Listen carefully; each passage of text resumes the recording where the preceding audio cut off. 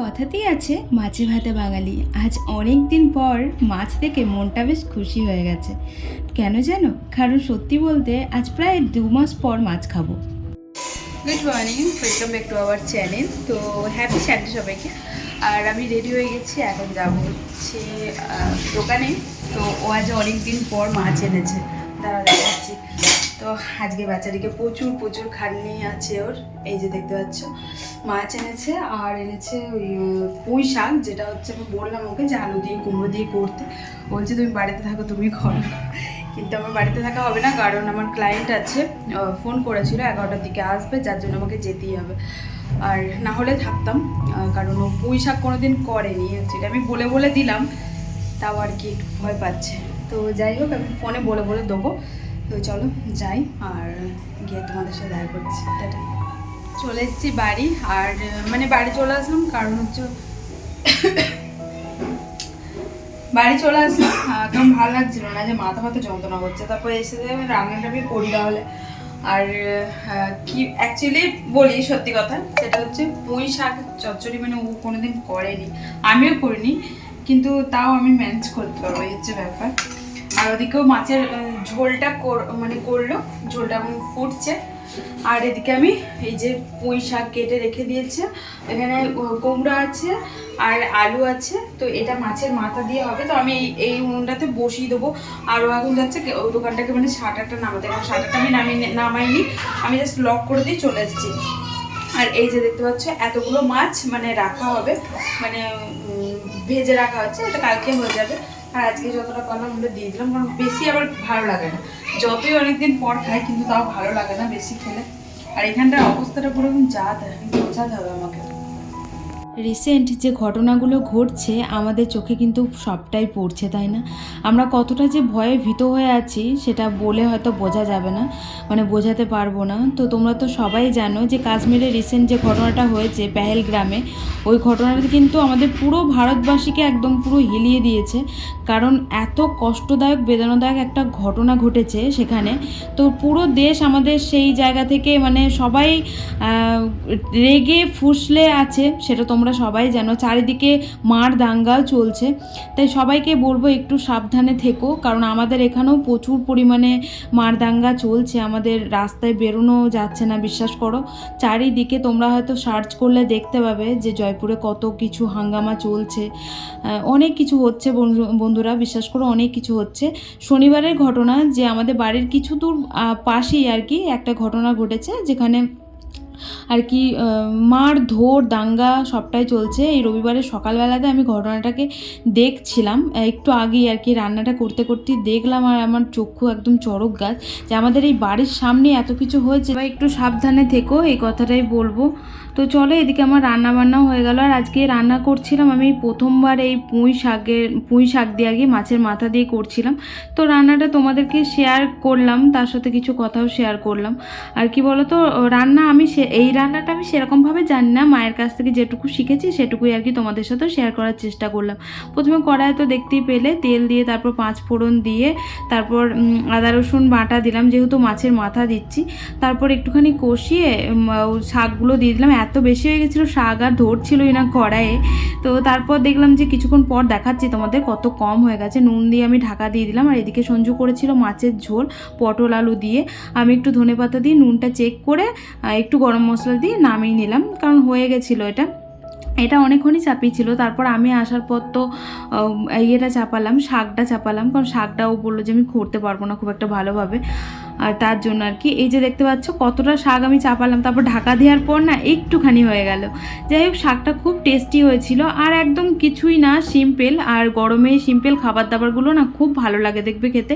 তবে মাছের ঝোলটা একটুখানি আর কি মোটা হয়ে গেছিলো। আমি ওকে বলেছিলাম যে একটুখানি পাতলা করতে, কারণ পাতলা মাছের ঝোলটা আমার খুব ভালো লাগে খেতে। যাই হোক, ছেলে মানুষ করেছে, যা করেছে বেশ টেস্টি হয়েছিল। আচ্ছা, আমি একটুখানি পরিষ্কার করি, আর আমি এইভাবেই পরিষ্কার করি। তোমরা কে কীভাবে করো আমাকে একটু জানি, জল ঢোকে না কিন্তু। আমি বরাবরই এইভাবেই পরিষ্কার করি। পুরো তেলে মনে হচ্ছে চুবিয়েছে, এত তেল তেল করছে, কি বলবো বলো। রান্না করে ভালোবাসে রান্না করতে, কিন্তু অত গোছাতে পারে না। ছেলে মানুষ দেখবে যতই সব কিছু করুক না কেন, তাও দেখবে মেয়ে মানুষ ঘরে আসলেই না মনে হয় যে না ওরা ঠিক মতন করতে পারে না জিনিসটা। হ্যাঁ চাবি নিয়ে যাওনি?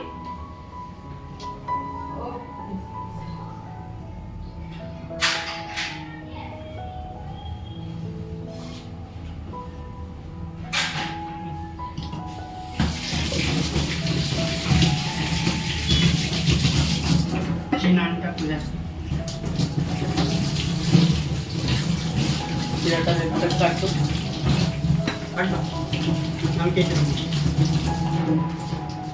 দেখো কতক্ষণ হয়ে গেছে ভাতটা।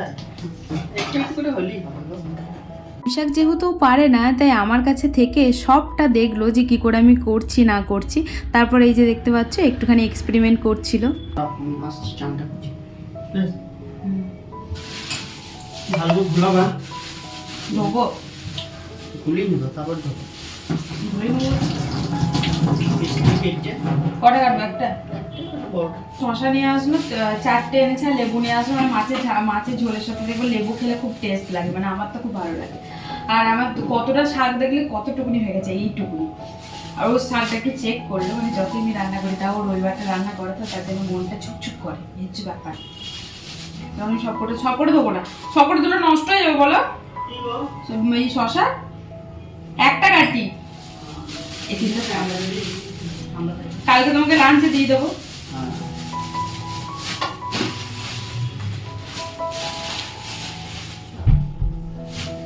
আলু ছাড়িয়ে রেখে দিয়েছো, এই যে আমি লেবুটা শসাটা এখন ছাড়াবো। এই যে আমার শাক কমপ্লিট। তো আর একটুখানি আর কি জল যেটা আছে ওটা একটুখানি শুকাবে, তারপর আমি নামিয়ে ফেলবো। ওপর দিয়ে একটুখানি ধনে গুঁড়ো আর জিরে গুঁড়ো ছিটিয়ে দেবো ভাজা যেটা, তবে আমার কাছে ভাজা এখানে ধনে গুঁড়ো ছিল না, যার জন্য আমি জিরে গুঁড়োই ছিটিয়ে নামিয়ে নেবো। ভেবেছিলাম আমি কাটবো, কিন্তু ওকে ধরে যারা আমার পেছনে লুকিয়েছে তার কারণে ওর খালি গা আছে এর জন্য।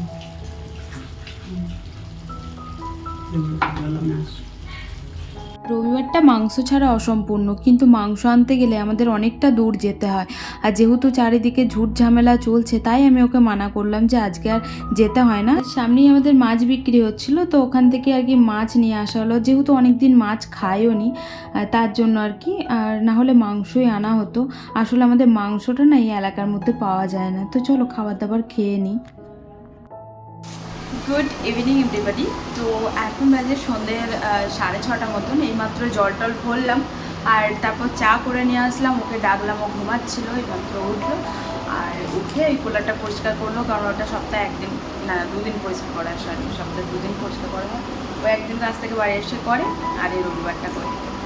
আর এই যে চা করে নিচ্ছি গরম গরম, তার সাথে ও বলছিল যে সিঙ্গারা আনবে, কিন্তু আমি মানা করলাম, কারণ সেদিকে ডাল চানাচুর এনেছে দেশের, তার জন্য আমি কিছু ডাল চানাচুর দিয়ে একটু তেল দিয়ে মুড়ি মাখিয়ে খাবো, তো তার জন্য আর আনতে দিলাম না।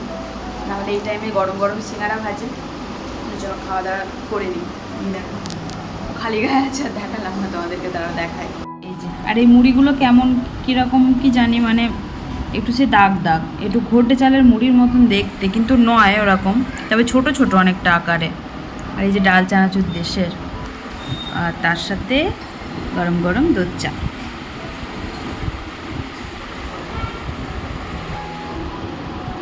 আমাদের এদিকে পুরো একদম মারামারি চলছে চারিদিকে, জানো। শেষে এখন বাজে রাত 10টা থেকে 10:30 মতনই বাজবে। আর ও গেল হচ্ছে একটু কাজের ফেলতে, কারণ সকালে যখন গাড়ি আসে তখন আমরা ঘুমাই, সত্যি কথা বলতে, যার জন্য আর ফেলা হয় না। তো এখানে অনেকজন ওই ইয়ে করা আছে, মানে ওই ডাস্টবিন করা আছে, ওখানে জড়ো করে রাখে, সকালবেলা কাজরা গাড়িতে তুলে নেয়, ওইখানে আর কি গেল রাখতে।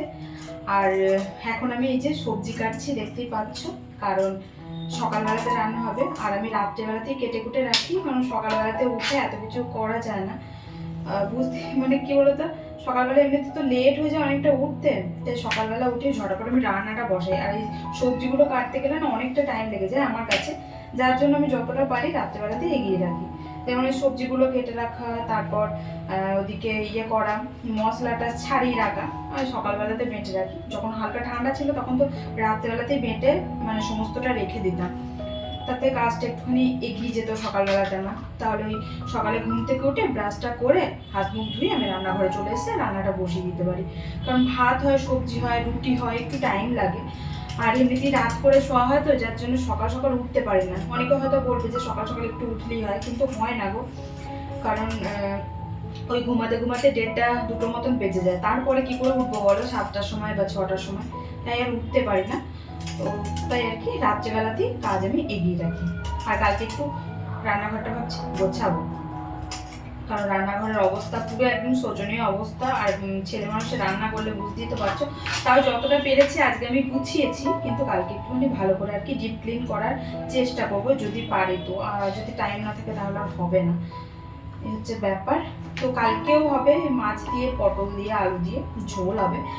আর মাছ যেহেতু আছে, আর গরম পড়েছে তো তাই বেশি আনেনি, অল্পই এনেছিল। উপরে ভাবিজিতে কতগুলো দিয়ে আসলাম, তো উপরে ভাবিজিতে কতগুলো দিয়ে আসলাম, কারণ আমরা তো খেতে পারবো না, যার জন্য ফালতু নষ্ট করে লাভ নেই, তাই না? ওরা আমাদেরকে অনেক কিছু দেয়, তাই আমিও দিয়ে আসলাম। ভালো লাগে মানুষকে দিয়ে থুয়ে খেতে, এই হচ্ছে ব্যাপার। তো চলো কেটে কুটে নিই। রও মনে চলে এসেছে। আর এগুলো আমি যাবো এখন গরুকে মানে দিতে, গাইকে। হ্যাঁ, গরমকালে আমার একটাই বাজে অভ্যাস, স্নান না করলে ঘুমই আসে না, যত কিছুই হয়ে যাক না কেন। তো এই যে স্নান টান করে আসলাম। তো চলো আজকের মতন টাটা, গুড নাইট, ভালো থেকো। আমার মতন কে কে এরকম করো একটু কমেন্টে জানিও। টাটা।